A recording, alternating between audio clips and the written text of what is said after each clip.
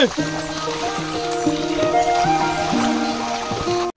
And welcome. मेरो नाम महेन्द्र सुनार। In this video परम्परागत कृषि फार्मिङ। आजको भिडियोमा जान्नेछौँ हामी परम्परागत कृषि खेतीहरू कसरी गर्ने गरिन्थ्यो र भिडियो यहाँबाट होइन यहाँबाट सुरु हुन्छ।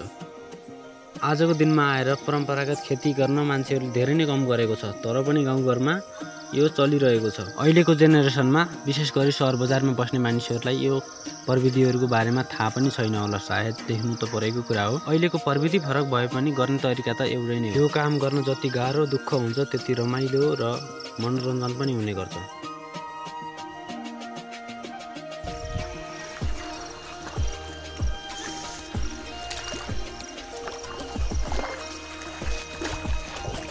बिउ उकाउने काम चाहिँ निकै नै केयरफुल्ली रहेको छ, किनभने यो बच्चाहरूले उकाउन सक्दैन।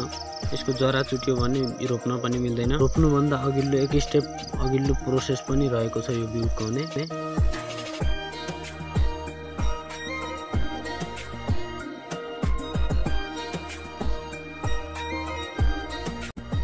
र फाइनली रोप्ने चाहिँ अन्तिम र महत्त्वपूर्ण प्रोसेस पनि रहेको छ। हामीले चाहिँ 8 जना रोपार हालेको थियौँ। रोपार भन्छ यहाँतिर रोप्ने मान्छेहरूलाई। 8 जना रोपारले दिनभरि रोपेपछि बिहान 6 बजेदेखि बेलुका 6 बजीसम्म रोपिसकेपछि हामीले चाहिँ यो खेत सक्यौँ रोपेर। र लास्टमा चाहिँ मलाई पानी लगाउनुको लागि आपत भइरहेको थियो होइन। जे भए पनि काम चाहिँ सकियो, रमाइलो भयो आजको लागि। ओके, भिडियोको यहाँसम्म आइसक्नु भयो भने भिडियो कस्तो लाग्यो कमेन्ट गर्नु होला र सब्सक्राइब गर्नु चाहिँ नभुल्नु। अब भेटौँला नयाँ भिडियोमा। त्यतिन्जेलसम्मको लागि बाई बाई।